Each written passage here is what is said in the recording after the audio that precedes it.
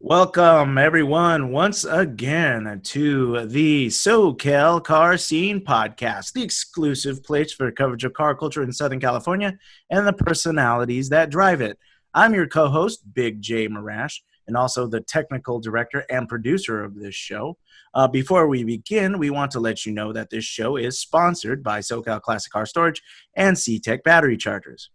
On the show today, we have a very special guest, David Borla, VP of Sales and Marketing at Borla Performance Industries. And before we get to the show, just one more thing, make sure you hit that subscribe button right there on the YouTube page that you're looking at. That way you don't miss any great content. We're starting to come out with some Car of the Week videos and some other different videos, so make sure you check those out as well. And now on to the show. I'm going to hand it over to my father, Dean Marash, so take it away, Dean. Hey, thanks, Jay, and welcome everyone to the SoCal Car Scene. We're honored to have as our guest today David Borla. David joined Borla Performance Industries in 2001 as the marketing coordinator and is now the vice president of sales and marketing, as Jay said. David graduated with a degree in music and marketing from New York University in 1995 and was immediately hired to go on tour in Europe as a professional drummer while simultaneously building a career as a songwriter and a producer. David's been able to apply his deep understanding of acoustics and sound engineering as a professional musician to the development of Borla's signature exhaust notes. Marrying his passion for sound with his dedication to the family business, David's become a significant factor in the modernization of the Borla brand. David's responsibilities as the Vice President of Sales and Marketing include international and domestic business development, wholesale and retail sales, marketing, customer service, new product development, and design. He's also responsible for managing the facility in the company's SoCal location in Oxnard, California, right here in good old SoCal. David, thanks for joining us on the SoCal Car Scene. Such a pleasure to be with you guys. Thank you for inviting me on. So happy to be here. Right on. Hey, so Dave, Borla truly is a family-owned business like my business with Jay here at SoCal Classic. Tell us a little bit about the origins with your father, Alex, of this incredible business. Well, there's a lot of detail to this story that I'm probably not going to get into because of time requirements. But my father immigrated here from Romania as a refugee in 1960, and it's an American story. I mean, it really is that rags to riches story. He didn't speak the language, didn't have a penny in his pocket. Started, in Queens, New York, wrenching on Volkswagens because he needed a job, and worked his way up and eventually became a master mechanic and then moved into the parts department. And actually in the 70s, had a parts business where he sold parts for Rolls-Royce. And he had about a dozen customers that were waiting for exhaust systems from him. The supplier in England disappeared. My dad decided that until he found a new supplier, he was going to try to figure out how to make his own exhaust systems. And that's how Borla was born. Wow. Here we are. What a story. I love the immigrant success story.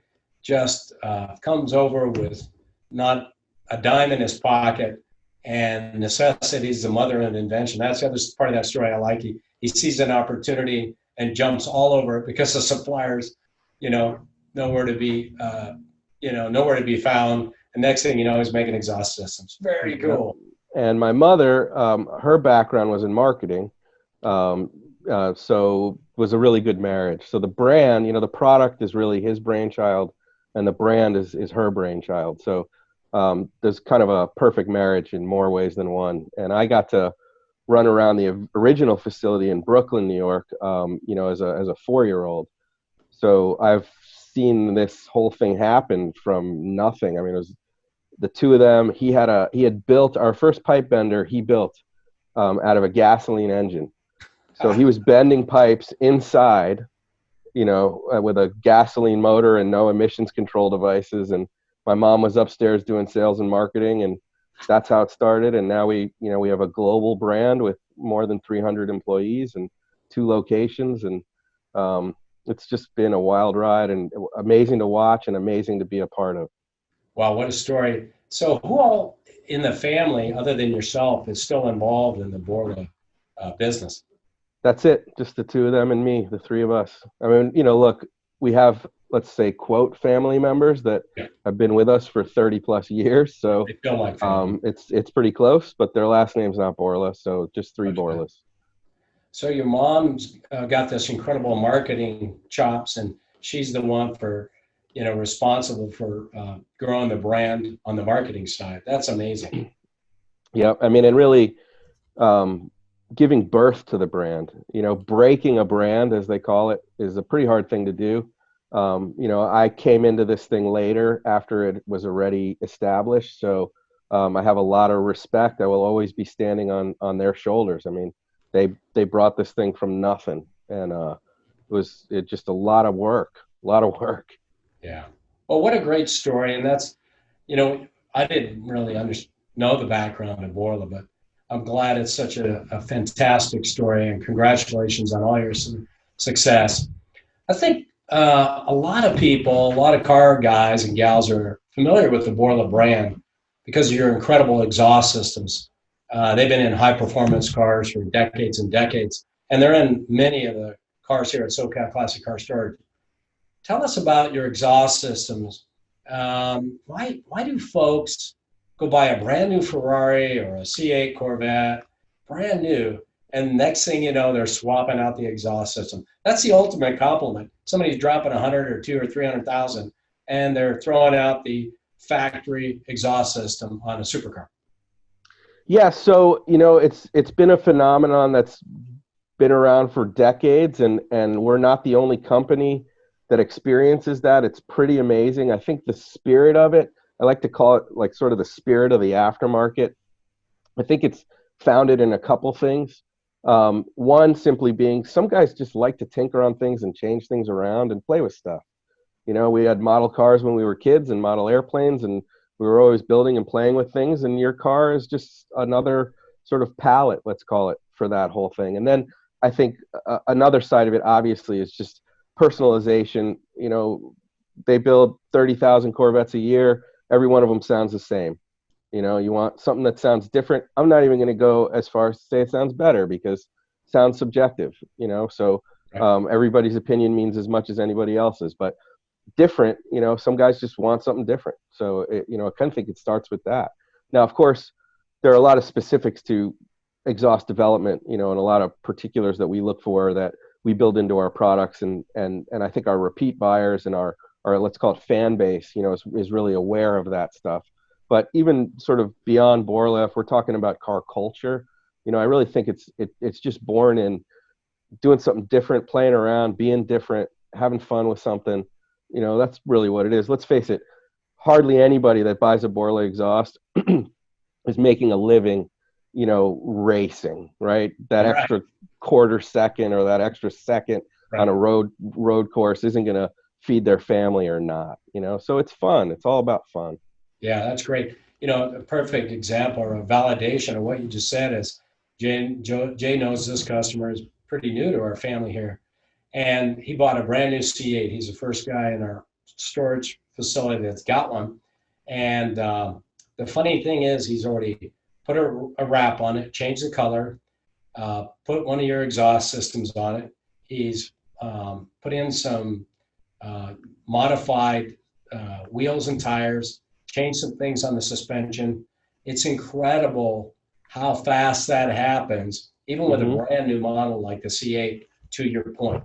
It's this need to go personalize that I think drives some of that business. Yep. And our job is, this is one of the reasons why we offer so many options for one vehicle. Our job is to kind of provide the opportunity for somebody to personalize the sound of their vehicle, the performance of it, in the way that they want to. I think when my father started developing parts, it was more his vision. It was like he was building stuff that he wanted, and that was what he knew. This company has evolved to the point where, we're really sort of allowing or encouraging the end users to design our parts, right? We want to hear from them how they want to sound and where we fit into their life. We just want to be a part of the culture where, it's an important thing for us. The car culture, the sport, the people involved. These are our people. This is our thing. And so we're careful to protect it, beyond any financial gains or anything like that. This sport and these people and this family, needs to do well. And when I say family, I mean the car culture family, not That's the right. Borla family. So Yeah. that spirit is important to us. Yeah, I think it's great because you think about some of these brands that are 800-pound gorillas, and basically they don't really have to listen to customers, and so they tell you what you need, and they launch new products, and everybody's salivating. They're the big dog. But I like your approach, which is to say, hey, we're listening to what the customer wants and his changing ideas or thoughts about what his requirements are. But speaking of listening and so on and so forth, your music background really teed you up. So that was a great building block as far as helping design and develop the exhaust notes. How did that come into play for you, and how does that impact what you guys are producing today as far as just your music background? So, dialing in a sound, it really just kind of starts with that. Anybody that's spent any time in a recording studio making, popular music, you spend quite a bit of time kind of dialing in the individual sounds of the instruments. I think, guitars kind of being maybe the most common thing that you hear about, and developing a guitar sound, getting a good guitar sound, getting a good guitar recording, that process using microphones, frequency spectrum analysis, understanding things like EQ and compression and stuff like that, was very helpful, because even though it's not done electronically, or now recording is mostly digital, it's so exhaust is not any of that, but there are actually similar methods to amplify sounds, to attenuate sounds, to change frequencies, develop frequencies. We always talk about our exhaust systems are, the way we develop our exhaust systems, or when you put one of our exhaust systems on a car, what you're going to find is it's not so much the volume knob. If you think about an exhaust system or a car note kind of being like a hi-fi stereo, and I'm dating myself a little bit because they don't really exist anymore. But back in the day, you used to have a graphic equalizer. I don't know if you remember. You have a Yeah, I bunch of do. sort of. I used to have one in my 1967 Cougar, mounted on the Wow. bottom of my head unit. So super Right. something So you around there. could bring out the bass a little bit more. You could bring out the mid range. You could bring out the highs a little bit more. And so And I think kind of. I think we all thought we were mixologists in the Yeah. studio, Right. Yeah. hanging out, with the Eagles or something. Yeah, so my experience just kind of learning about frequencies and amplification and attenuation and stuff like that directly applied to exhaust. And don't forget, my exhaust experience actually predated my music experience just because of my parents. So Right. when I was in the studio, I already had a lot of background on the automotive side, and so we've developed, believe it or not, patented technology that allows us to both amplify, attenuate, and work with individual frequencies. We have a patented technology we call our polyphonics technology, and polyphonic is really a word that comes from my music career, which is essentially polyphonic. What it means is more than one note together, right? So you have polyphonic instruments, or you have monophonic instruments, like a saxophone, for instance, can only play one note at a time. Then you have polyphonic instruments like guitar or piano that play chords, play multiple notes at a time. So that's probably the best example. I applied that technology or that idea to exhaust, and where the marriage came was really from pipe organs, if you can believe it or not. So my father's always told me that we develop exhaust, or we attenuate sound similar to a pipe organ, in the sense that length and diameter of pipe changes the note, right? So, and anybody that develops exhaust systems knows that. But primarily what everybody's been trying to do is to kind of get one note out of it, right? And pick a diameter that's going to give it kind of one note or a length. So what I started doing was playing with multiple diameters and multiple lengths kind of all put together. And what I found out, strangely enough, I was able to go to a pipe organ factory. And when I went to a pipe organ factory, I found out that the calculations that they use to make the pipes actually go back all the way to Pythagoras. And so they're formulas that have been around forever, And so I started applying those formulas to exhaust development, and some really cool stuff came from it. And that's a big reason why we have such a unique sound. Jay, you remember the Pythagorean Theorem more than I do. A squared plus B squared. There you go. C squared. So it's kind of funny because that's what everybody knows about him, and that's what I knew about him too. Yeah. And when I saw his name, that was the first thing I thought of. But what people don't know is that the notes on a piano were pretty much set by a Pythagoras. So we all agree that like a C note is a C only because we all agree. It's not like science tells us that. It's somebody said, A is 440, is 440 is A, and so anyhow, it's a huge part of it. It's surprising how complex these exhaust systems are. I also heard that Notre Dame's rebuilding their pipe organ, and there's 8,000 pipes in that thing. So amazing! Wow. Talk about complexity, and it's going to take many years, and hopefully they get it put back together. But wow! So that's great background. Give us an idea how much work's involved in getting great notes that people actually love coming out of a tailpipe. I recently read this article, and I can't remember if I shared it with you, Jay, but this guy was pretty much being super critical of a brand new Ferrari in this review, and saying that the exhaust note didn't sound like a Ferrari, didn't sound like a V8, and it kind of ruined the whole driving experience for him coming right out of the factory.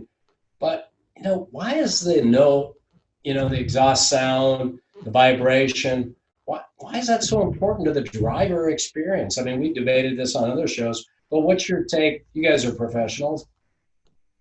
First of all, I got to say, I love that question. What a great question that is. And you articulated it so well. I think, the first thing I would say is that it's, of all the things in a car, of all the sort of senses that we have, that we use when we're driving, and that whole experience, sound is something you live with from the second you turn it on until the second you shut it off, right? Performance, when you turn it on before you move, performance isn't really a big deal. If you're sitting in traffic or something, performance, even suspension, right? You could be sitting at a red light. Suspension doesn't really matter at that moment. But sound is with you the whole time, right? The second you start that car, you're expecting something, right?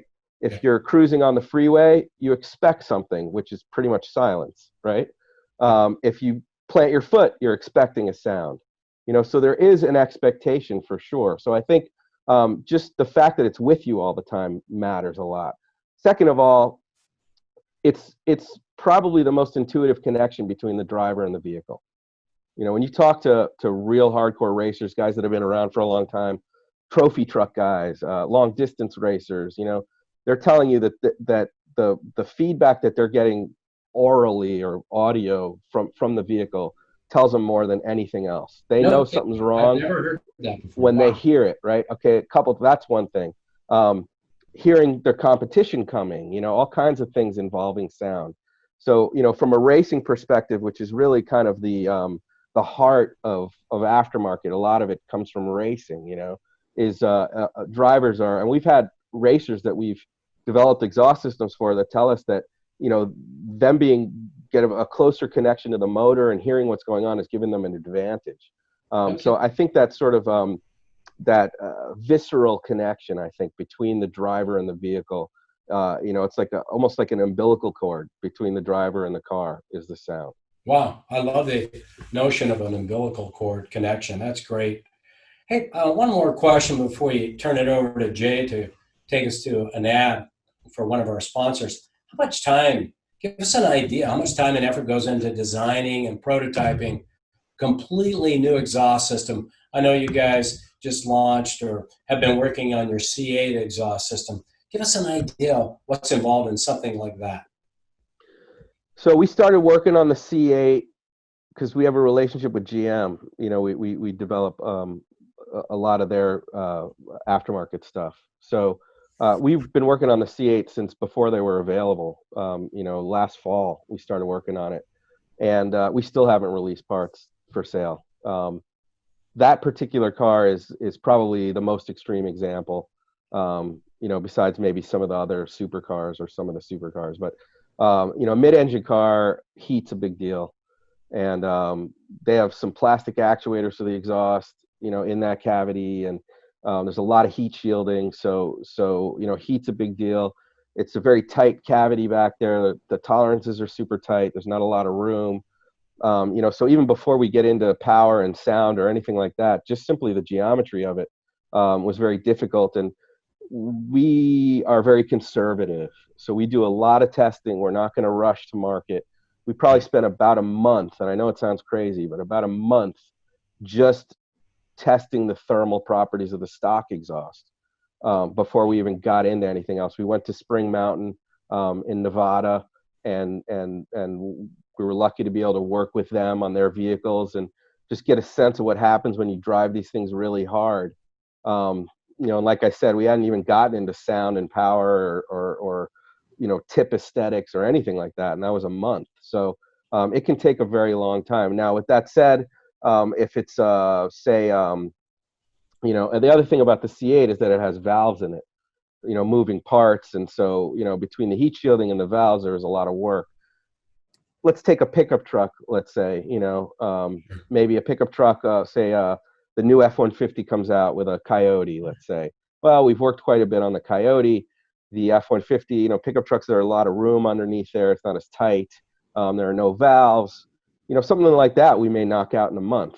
And I'm including drawings and quality inspections and, manufacturability and all that other stuff. We can knock that whole thing out in a month, but it could take 6 months. Now, with that said, the original guys that developed the exhaust system for the C8 probably had 3 years to do it. Wow. It's amazing. These mid-engine cars really create some unique challenges for the aftermarket community, but opportunities as well. But it just shows you how sophisticated they are and what a brilliant design and a risk that GM took. Hey, Jay, we got to keep all these cars charged up around here, especially that new C8. Who do we trust to get that job done?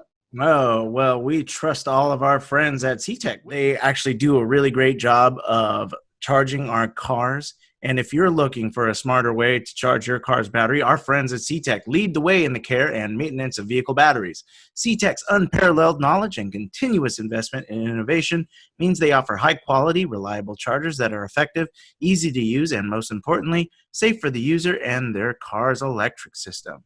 The quality of CTEC's products make them the trusted company of the world's most recognizable car brands, including Audi, Bentley, BMW, Corvette, Ford, Ferrari, Maserati, Mercedes, Porsche, and numerous others. Get yours today at smartercharger.com.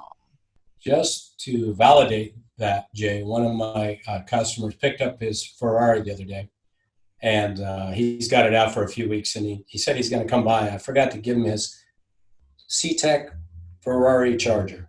So, did I see that? Is that what I saw on the table earlier today? Yeah, exactly. Yeah, you saw it out on the table. He's picking it up. I see.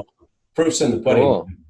We cannot have a Ferrari not start around here. That brings us to our knees, as you might imagine.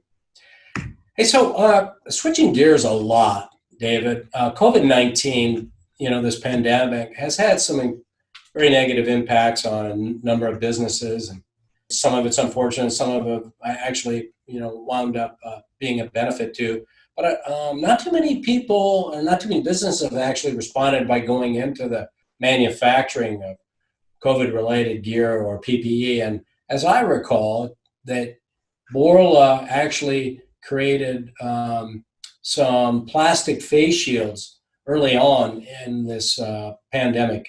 Tell us about that story. What inspired you guys to do that? Are you still doing that? We are still doing it, although it's not as necessary as it was when we first started, because others in that space have kind of caught up. But if you remember when it first started, there wasn't enough PPE around. And right. So we are a part of the community. Our factory is in Johnson City, Tennessee.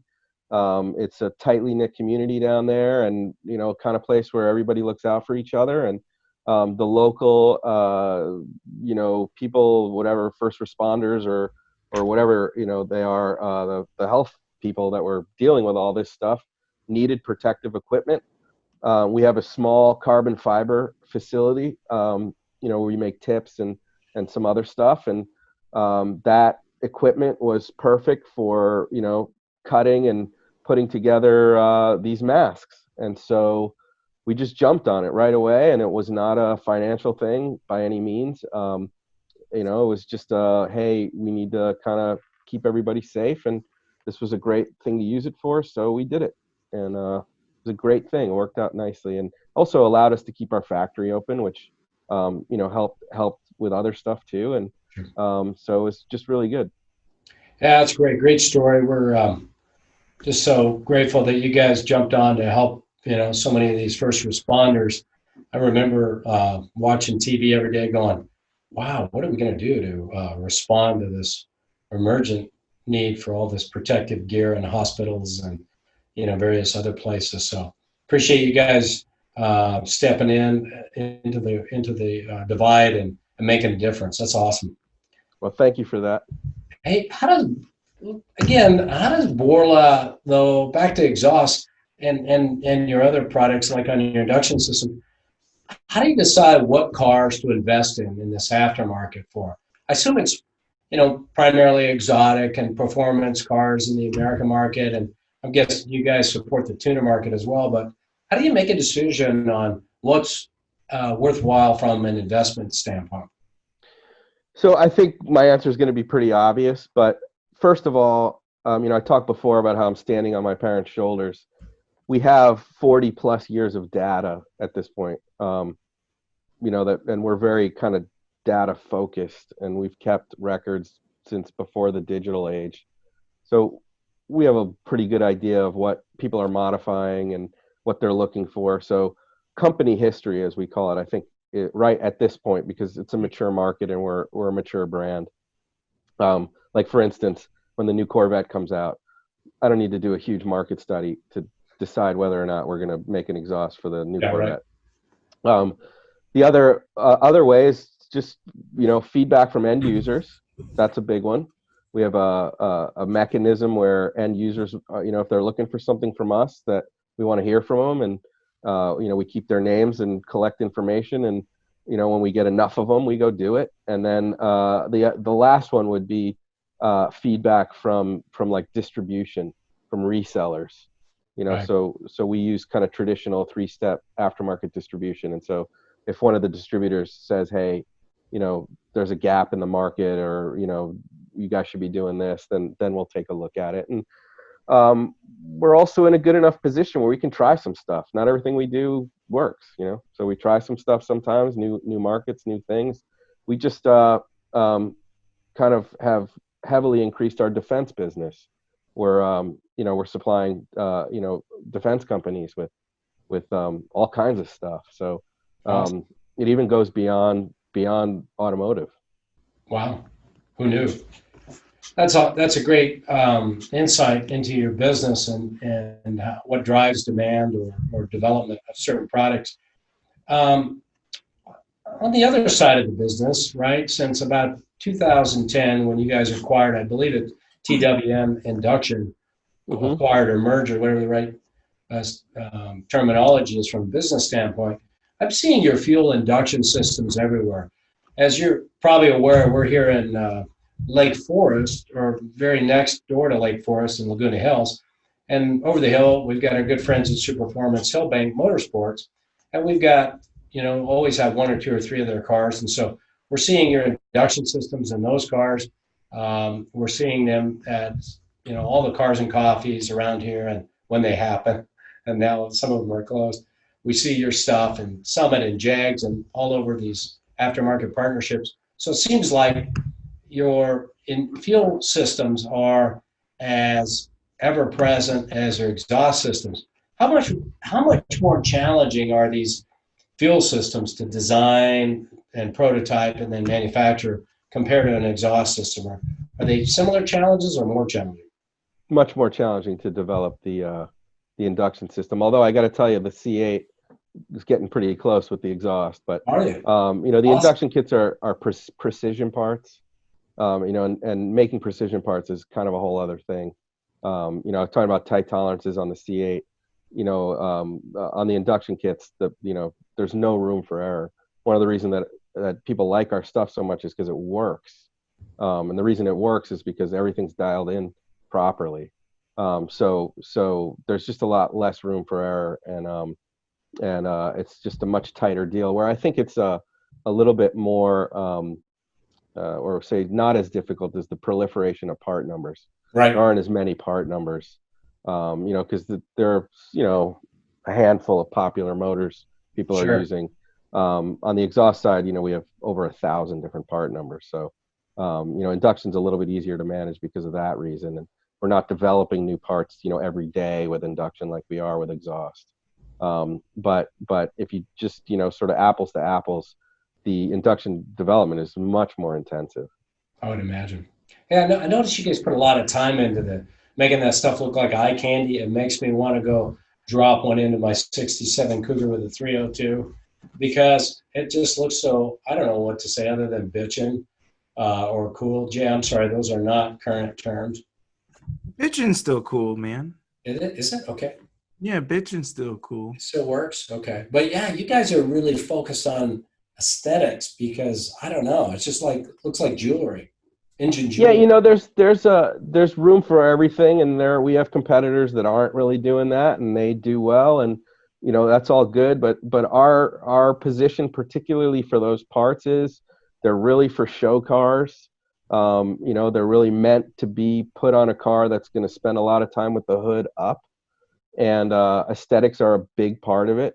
And we listen to our customers, and we gave them what they wanted. Once again, it's working with guys like Dave Kindig, that have kind of brought us to this point. And so again, we're part of a culture.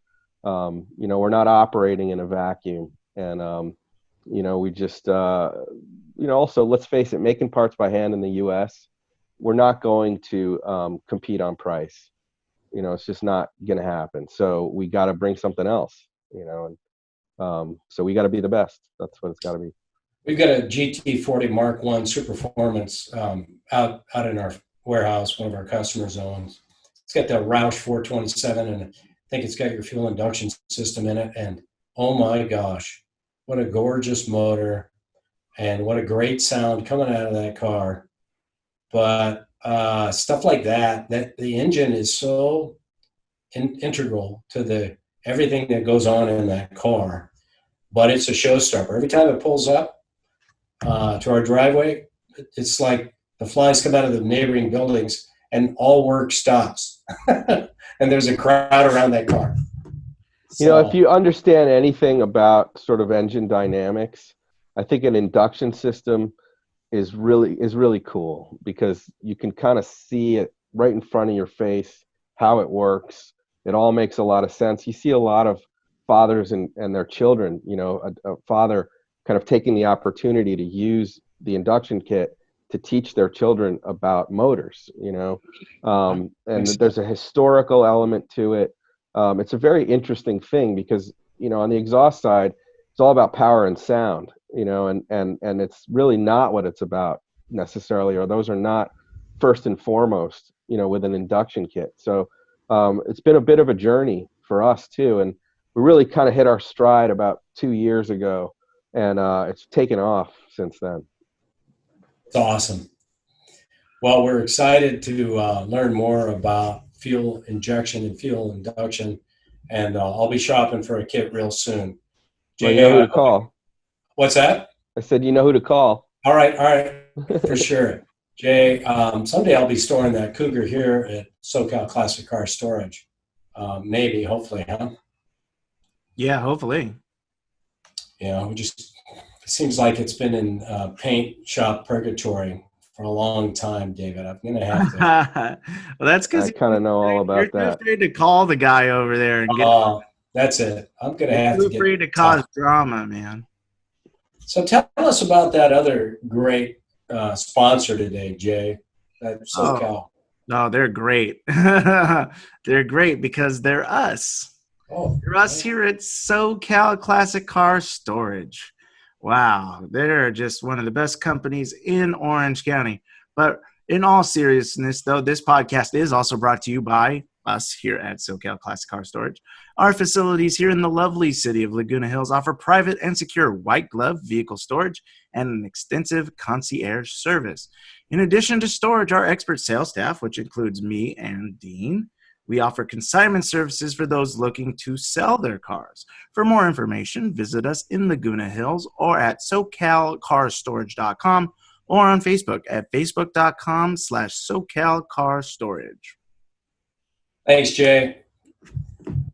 Recently, David, we had Wade Kawasaki on from SEMA and, of course, Coker Tires and legendary companies, and he was telling us all about the planning for 2020 SEMA in Las Vegas, and there's still wheels up on that, and they're still trying to do everything they can to navigate around all the rules and laws as it relates to COVID, and they're still moving forward with that.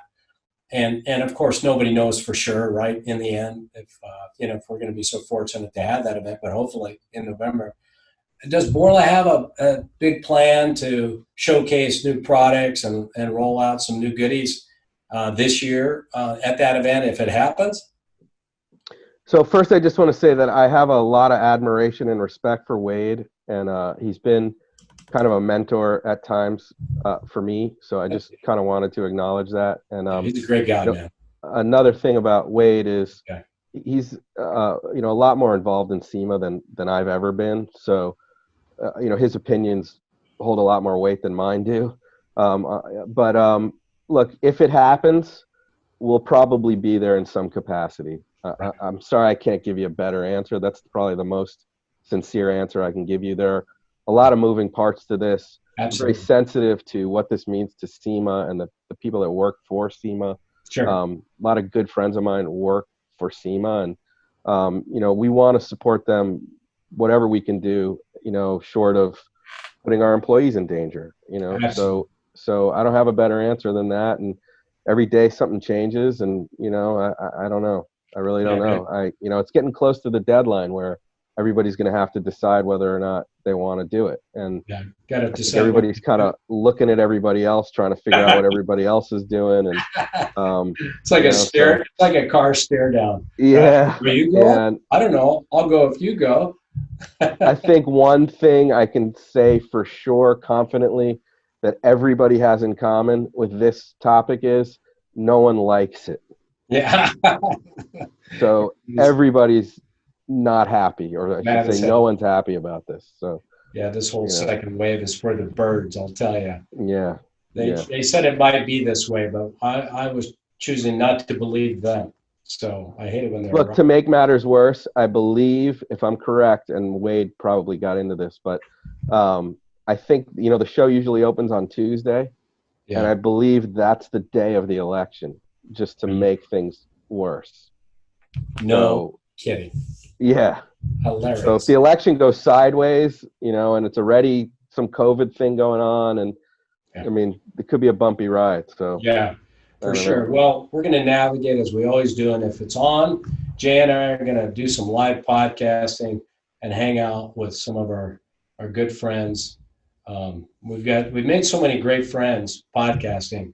We're just going to have to, make the rounds and do a bunch of live podcasting there at SEMA if it happens. So we'd be excited. Yeah. I'm sure SEMA's got contingency plans too if it doesn't. So something else will happen, and hey, look, maybe the whole industry will move forward somehow as a result of all this. Yeah, and we've seen it. We're not going to have time to discuss, but in previous shows we talked about the things that have emerged from the smoldering pile of COVID-19, and there's been some great new exciting stuff. Virtual shows, virtual auctions, and so on and so forth. So it's been great, and I think we're going to see more of that, and I think some of those are going to have legs, and they're going to last into the future. Shifting gears again, we want to talk a little bit about everybody's favorite medium, TV. I've seen you on a couple of shows, like I saw you on Accounting Cars with Danny the Count not too long ago, and he seems like such an awesome, down-to-earth guy. Jay and I watch that show when we take a lunch break around here when I allow it. No, I'm kidding.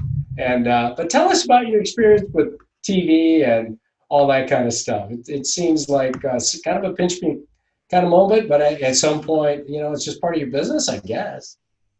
Yeah, look, I'm very careful to say, and I've even said it to, lots of guys in the TV business, that we are not in the TV business.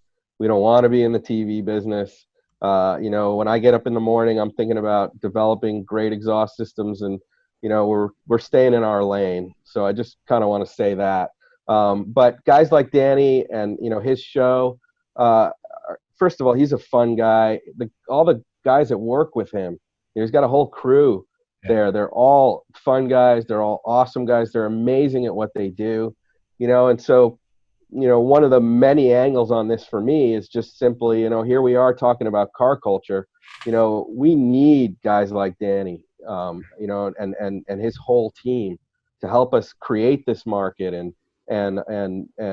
keep the excitement, right? Nobody needs any of this stuff. And, you have to get up every day and create, and you got to, somebody like him, making all these cool, projects that are in the stratosphere. I think it just inspires everybody, including myself. So I'm just happy to be a small part of it. I think that our products are a good fit for the content of the shows, and Right. They fit in pretty organically, and but it's a whole world that I'm not really a part of, and I would be pretty arrogant to sit here and tell you that I have a lot of experience with it or even know anything about it. But it's been a lot of fun, and it's done great things for the brand for sure. I mean, the brand awareness has skyrocketed since we've done this TV stuff. Well, I don't have to ask that next question. That's exactly what I was going to ask. I was thinking you can't pay for better brand awareness than just being placed on TV and an integral part of the engine bill, and cranking out a great car with happy customers, or rolling that thing to SEMA or whatever they do on the show. So that's awesome. Hey, we work with Jason Scudeleri, and I'm butchering his last name, Week to Wicked. We've had him down here at our shop a number of times for some video shoots with our good friends at Autotopia LA. And there's another great guy. I don't know if you had a chance to work with him, but wow, what an interesting, smart builder, just cutting edge stuff. What's his name? I missed his name. Jason. The name of the show is Week to Wicked. I'm not sure if I'm familiar. I probably know him. But there's so many great builders out there that are doing some awesome stuff. And when you get close to them, you're really just blown away. And I think your point's a valid one, which is like, thank God there's guys like that that are pushing the envelope, and pretty soon they're creating things that nobody's ever seen. And you're like, wow, where in the heck, have I been crawling under a rock or what? How did this happen? Yeah, absolutely. I mean, and look, whether it's a defense company, whether it's a racing team, or whether it's Danny or Dave Kindig or anybody in between, again, our job is to support all this. We're here to support in our little space, and we're very focused on what we do here. Yeah. And we want to be the best in the world at what we do. Well, I think you guys are. There's no doubt about it. You got a great brand, and I think your mom, your father, and you have done a great job of managing that brand and setting expectations and delivering. But hey, tell us a little bit about what you do at Oxnard. That's where you're hanging out with us today. What goes on in the Oxnard facility at Borla? That's our SoCal connection for the day. We're excited to have you, right up the 5, and I guess off the 101 or the 1 or something like that, right? Yeah, we're right on the ocean over here. So, I mean, that hurts. I'm a stone's throw from the ocean, which is interesting for dyno testing, just as a little side note. But Oxnard is new product development, customer service, marketing, and sales. Oh, okay. So all the products that we develop, that eventually get produced in our Tennessee facility are developed here. So our sort of skunk works, engineers are here. And then Tennessee is really strictly a manufacturing facility. Right. Manufacturing, distribution, and it's, our headquarters, finance and stuff is there. But, all the new product development, really just anything that falls under the marketing umbrella, because new product development is really part of marketing. So it all kind of falls into marketing, is done here. Sounds like the fun is in Oxnard. The real work's back in Tennessee. Yeah, you're exactly right. And that means really the guys in Tennessee deserve a lot more credit than we do. That's what kind of separates, sort of an amateur company or somebody working out of their basement. I mean, Yeah. a lot of people can actually develop some pretty cool exhaust systems, but making, hundreds of thousands of them, day after day after day, they have to be perfect. I mean, if a hanger is bent, a quarter of an inch off, the whole exhaust system has to come back. Yes. So what those guys deal with in Tennessee, and really they only hear from somebody when they make a mistake. If everything goes out the door right, and everybody just sort of expects it. Yeah. And I can't tell you how different it is doing your own manufacturing. I mean, we don't hate on anybody, and a lot of different ways to get things done, but companies that don't manufacture, companies that are outsourcing, they don't face the challenges that the same challenges anyway that a company that's manufacturing does. And our factory is in a pretty remote location, and you're not going to see a lot of it on TV, but we have 300 people down there working their butts off every day. Yeah. So I can be on a podcast with you. So it's really much appreciated. Hey, Jay, don't you think you need to stay in marketing and stay at sales? Because apparently that's where the fun's at. Oh yeah, for sure. It's all fun and games over in marketing, no doubt. There's never any work here in marketing, Jay. Oh man, small business marketing is, man, that's, talk about having a million responsibilities. But Jason yesterday was making this incredible video. We've in addition to these podcasts where we interview influential people like you, David, in the car industry, we're also doing this Car of the Week, and we're doing other episodes we're launching. But Jason spent, pretty much the better part of a day editing and building that video from separate audio files and a bunch of little video files. And I asked him, I said, "Hey, are you having fun?" He said, "Yeah, man, this is great." But yeah, it was a good time. I was having fun. But it's a little misleading because it is a lot of work. You put in a lot of time, and so it's not to say that, but I think the time goes by so fast when you're doing what you're passionate about, David. And it sounds like that's the case. Hey, what are you hiding in your garage, by the way? What's in the David Borla garage? Anything exciting? So we kind of have a Borla collection, let's call it. So what belongs to me and what doesn't belong to me, we haven't really had a lot of those discussions. But it doesn't really matter either. Right. So we have where do I start? We have a continuation Cobra built by Carroll Shelby for my dad, 1965. Pretty cool, I gotta say. Awesome. We have both Ford GTs, 2006 and 2019. Ford GTs, a 1965 356C Porsche, a 1962 250 PF Ferrari. I see too many of those. 58 Alfa Romeo Veloce Spider, 54 Corvette, 66 Corvette. It's quite a collection. Man, what am I forgetting? I'm forgetting some stuff. A couple old Citroens my dad's working on. A lot of old bikes that he's got. Austin Healey Sprite we have. That's a fun little car. Bug Eye Sprites, those are vintage. Yep. Yeah, awesome. They're fun. He's got a 74 911.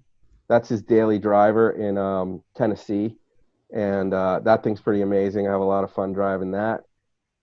And whatever's next, I don't know. Yeah.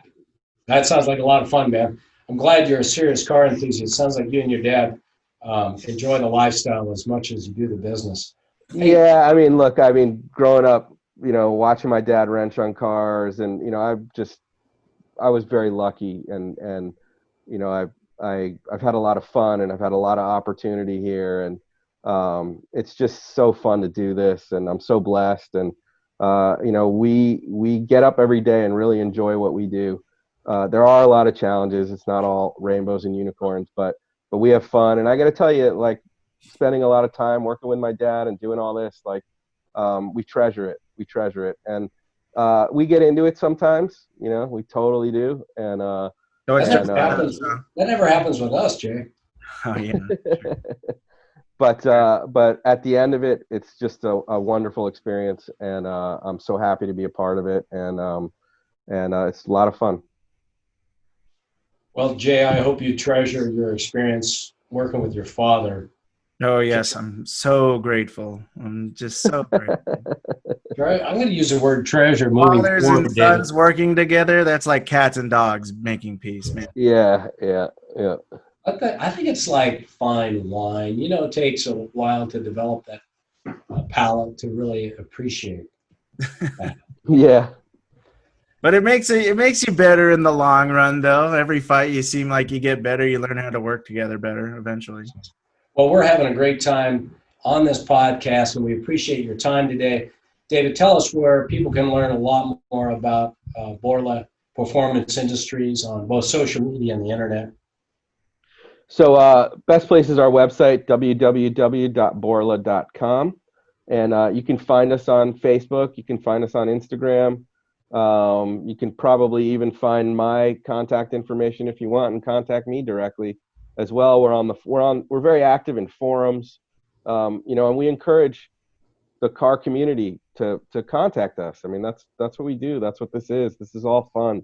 We're not some huge conglomerate that isn't doing this because we love it. I mean, we're here because we love it. So come check us out, and let's talk. We will. And if you're ever down in the South OC, come by and see us here in lovely Laguna Hills. We'd love to meet you personally and show you around and talk cars. That's all we do all day anyway. Thank you for the invitation. And likewise, if you guys ever want to tour this facility or Tennessee, let me know. And let's hope we see each other at SEMA. That'd be great. All right. Hey, David, thanks so much for joining us today. That was a great ride. We really, really appreciate it. I'm going to turn it over to my son, Big J. Hey, Big J, once again, thank you so much, David, for being on the podcast. You were listening to me, Big J Marash, and you were also listening to my father and co-host, Dean Marash. We are the SoCal Car Scene podcast, and we have just been so blessed to produce another episode for you.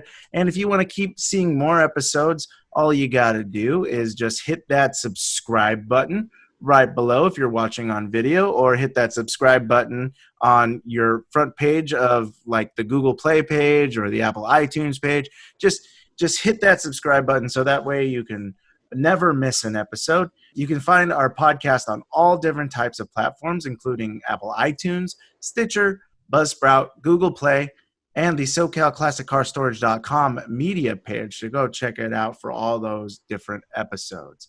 So thank you so much for stopping by. And once again, happy driving.